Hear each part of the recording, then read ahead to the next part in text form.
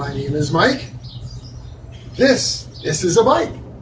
This is about a 2007 Victory Jackpot, IKEA style, some assembly required. It's about 3/4 or 25-30 seconds there. I'm missing a few key parts yet. Probably the one you notice that's missing the most is the engine. Well, we're going to steal the engine out of Inferno in the garage there because, well, it has the longer output shaft that Victory put on the bikes that use the wide back tire.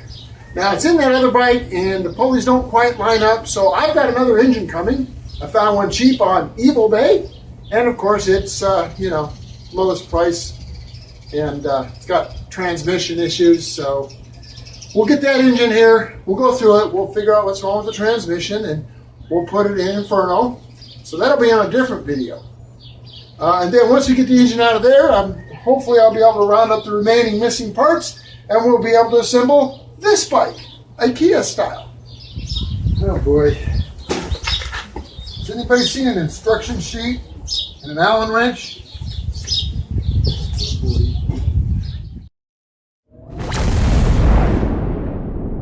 Somewhere in a dusty, dirty back alley, not far from historic Route 66, is an old fart trying to cram a square peg into a round hole. He'll work on anything, just as long as it's got at least 2 cool wheels.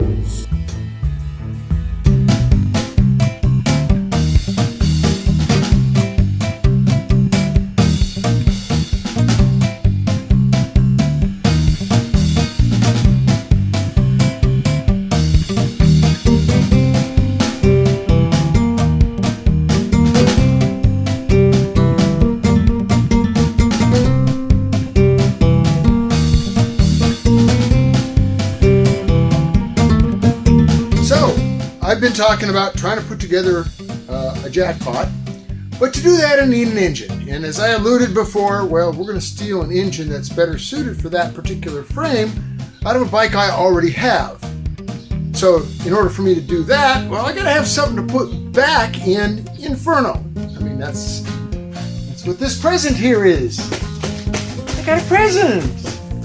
So we're going to unpackage this engine. We're going to try to figure out what it needs to be a good engine. We're going to swap engines in Inferno and get Inferno back on the road. And then we'll have one more piece of the puzzle to build our IKEA jackpot. So that's going to be our next step. We're going to tear into this. Now, when I purchased this engine, I got it because, well, it was the cheapest one on eBay, which means that it's got issues. Evidently, it's got some kind of transmission problem. Nothing I don't think that is going to be too much of a problem for me. I may even have to go as far as splitting the case and going all the way in. Hopefully not. Got my fingers crossed. I can just, slap some parts on it and make it go. But I'm rarely that lucky. So we'll unpackage it. We'll take a look at it and figure out what's wrong with it. Well, that was easy enough. You'll notice there's a lot of dirt stuck in the oil here, and there's some little rock stuck in the fence. Yeah, that's because I dropped it off the pallet when I was going to unload it from the truck and bring it in. But fortunately, it was a low-speed impact. It just kind of tumbled over, so nothing got hurt, just got a little dirty is all. So here's what I propose to do. Because the guy that sold this engine to me on eBay said that there was a transmission noise, is how the ad read, indicating the engine portion of it was doing its job, but there might be issues in the trans. So what I'm probably going to do is simply remove the clutch basket and rotate the transmission and just see if I can determine what this transmission noise was. And you never know, I might find a problem in this area as I delve into it. So that's going to be my target. And then again, if I start feeling clunking and grinding inside the transmission, well, we're looking at taking it apart. Regardless, I'm going to have to take it apart at least a little bit because you see, well, this is what they call the 8-ball version, which means that instead of a 6-speed, it was a 5-speed. And instead of chrome valve covers and chrome side cover, they were blacked out, which is fine. but I don't think it's the right look for Inferno. I kind of like the shiny chrome on that particular bike. And of course, the engine that's coming out of it's got chrome on it, so that's going to go in the IKEA jackpot. But I do have some chrome covers, spare parts that I can put on this, so got to take them off anyway. So we're looking at doing some work before we do some work, and then maybe get a motorcycle out of the deal. We'll see. All right, as you can see, we've got the clutch basket out of it, so we can rotate the transmission. We'll try all the different gears here. Seem to be in a very high gear at the moment. Goes this way. Okay.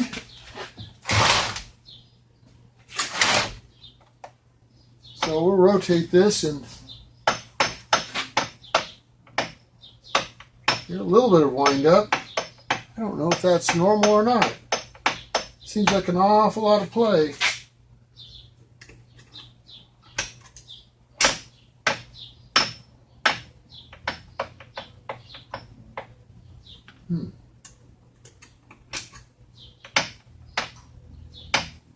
You know, I honestly don't recall any of my other bikes having that much wind up. I mean, there's a good eighth of a turn there.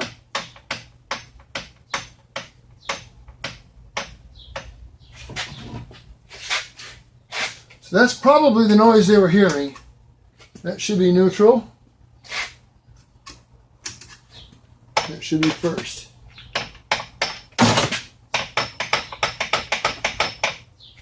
Huh. Well, looks like I'm going into the case. Try to figure out what that play is that's in there. That's not right.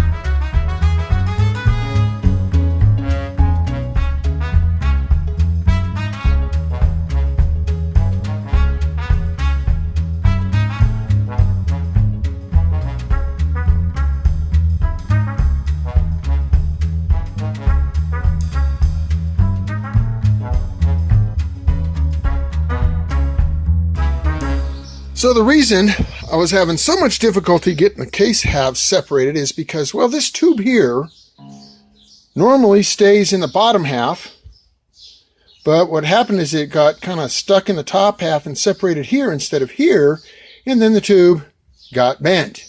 So I was fighting this as well as the typical bearing here, which I tend to fight a little bit anyway. So I had to put it back together temporarily long enough to reach in there and pop this out of the top half, and then I could remove the other half of the case. But now I've already loosened the bolt a little bit. I'm going to put something underneath here, bend this tube back into place properly, so when I go back together, things will line up. Still haven't determined. I've got a lot of movement there. And once again, this may actually be normal, but I did want to look inside this case anyway. Even if I find nothing wrong, I am assured when I put this in the motorcycle, I won't have any problems. And it really doesn't take that long to tear one of these down. So, and looking at all the other parts, it looks really good. There's still crosshatch in the cylinders, so they're hardly worn at all. The camshafts look really good, no scoring or damage to them. So this will probably be a good motor. So we're going to go ahead and we'll pull the tranny gears out, look at them, inspect them closely, figure out why there's so much play, but that may actually be a normal amount of play between the main shaft and the idler shaft.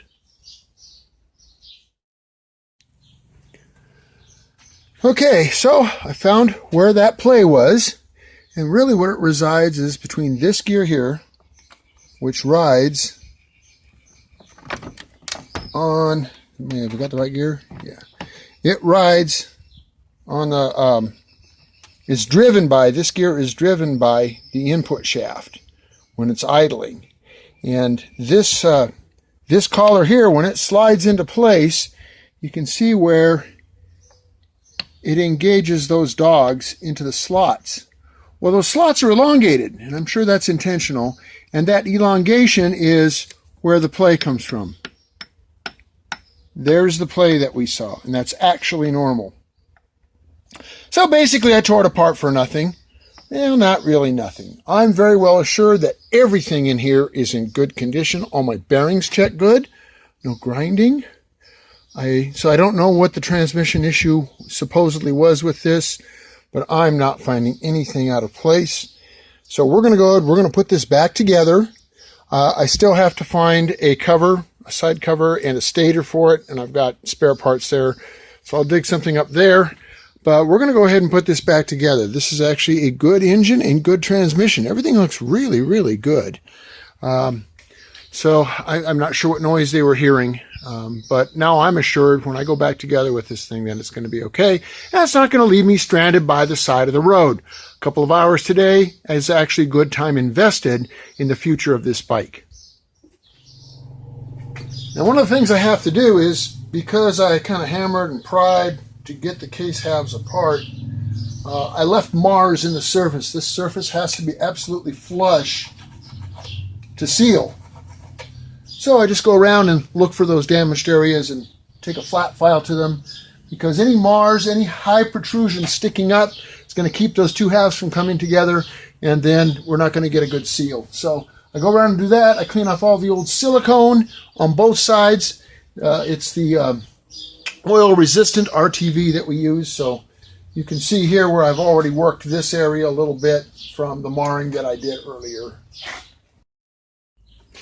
Once you've made sure that all the damaged areas have been filed flat, I go in there with a screwdriver of just the right size, and I can scrape the silicone out of the bolt holes on the upper half of the case, or I should say the side that needs the bolts.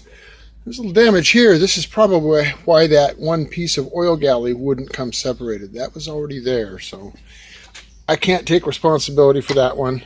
And we just want to get all the old silicone off everywhere we can find it, because, well, we want new silicone, not old silicone. All right. Once we've done that, then we're going to take a Scotch-Brite pad, clean the surfaces up, make them nice and shiny and clean. This will get that last little layer of RTV or silicone. I keep calling it silicone, but probably a better terminology is RTV. What does RTV stand for? Rapid Transfer Vehicle? I don't know. Anyway, the black goo. the glue. We're going to get them all nice and clean, get the mating surfaces all cleaned up good. Then we'll put a bead of the silicone/RTV on it, and we'll put our halves together.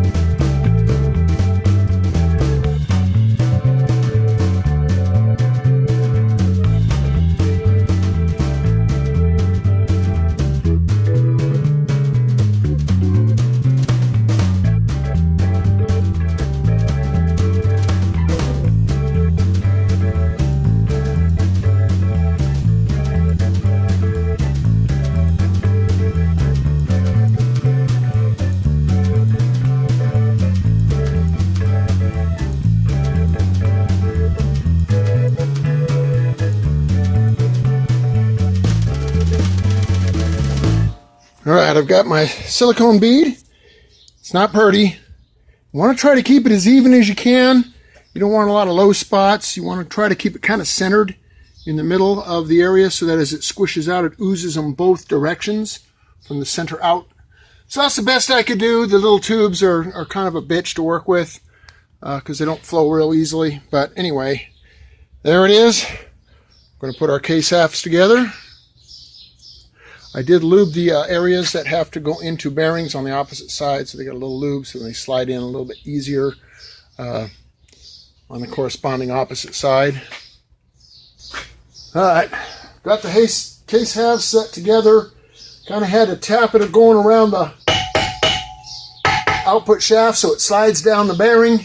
Always make sure that you have a guide bolt in place so that when you slide this piece down over the crankshaft that you don't damage the main bearing. There's actually a tool, a little plastic cup that goes over that timing gear so it doesn't damage it. I don't happen to have one, so I just use a couple of bolts to help keep it centered so it's not likely to damage it. I've got it down far enough that I can run it down with bolts now to bring it down the rest of the way. There's still a little bit of a gap there, so we'll do that, and we should close up pretty good. Let me find my socket. There it is. And there is a very specific torque sequence that's in the book. So I got to go inside and get the book. But I know roughly what it is. Starts from the center, works its way out, as do most torque sequences. So we're going to run these two here first.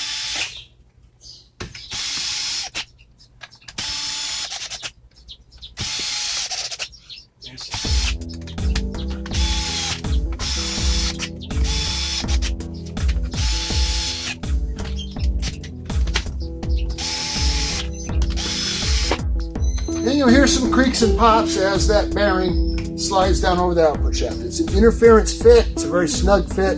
So that's where most of your friction, that's what you end up fighting the most, is both on and off.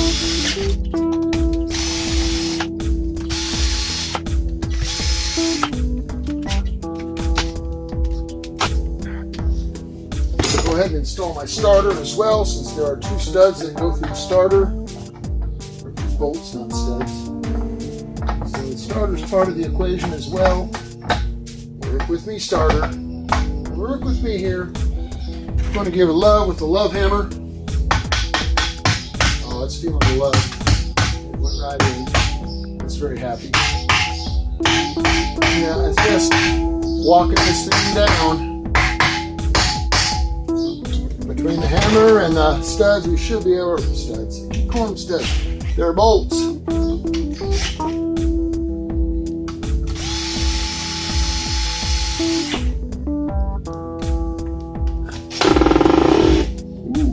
that one went down nicely. Make nice sound effects. Oh yeah. We're almost touching now.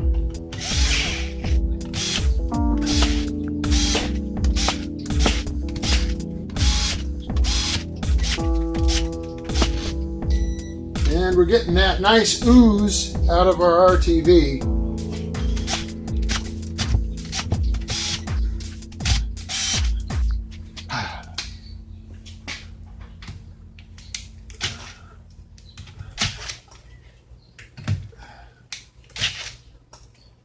And there's a flipping fly in here. Go away, fly.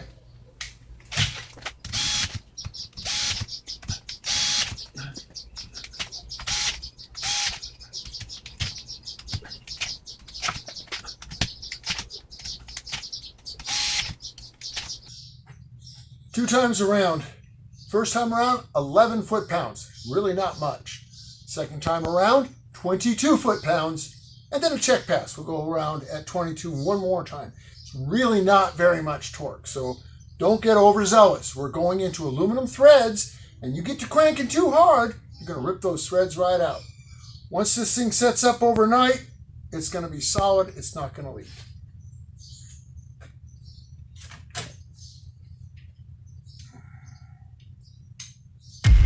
Oh, torque sequence in the book.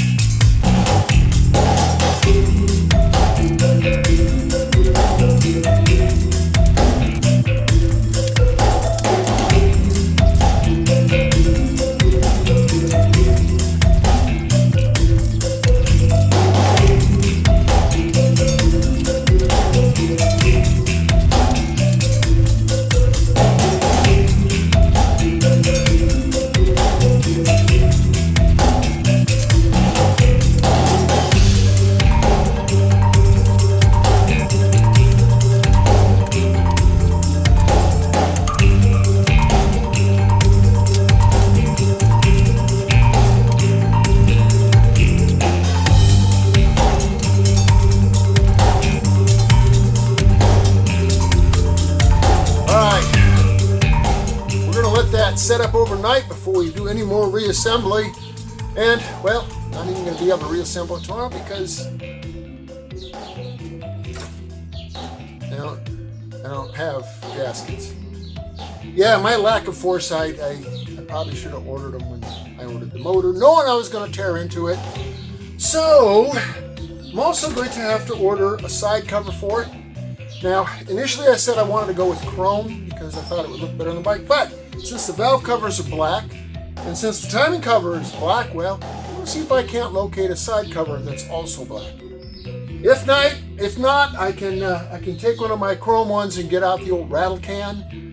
But those of you who have ever tried to paint over chrome with spray paint, you know it's kind of futile. It doesn't take but a few seconds and a couple of rubs for it to come right off. So we'll do some research there. We'll get some gaskets coming, and then we'll put this back together, and that will be that step of it. And then we'll be ready to put it, swap it out of the bike. In the next episode, we'll put the finishing touches on that engine, and we'll wheel this fine beauty over to the other side of the shop. We'll lift it up, and we'll drop that engine out and put the new engine in. So come on back for the next episode and watch Inferno get an engine transplant. Thanks for watching, guys. I appreciate it.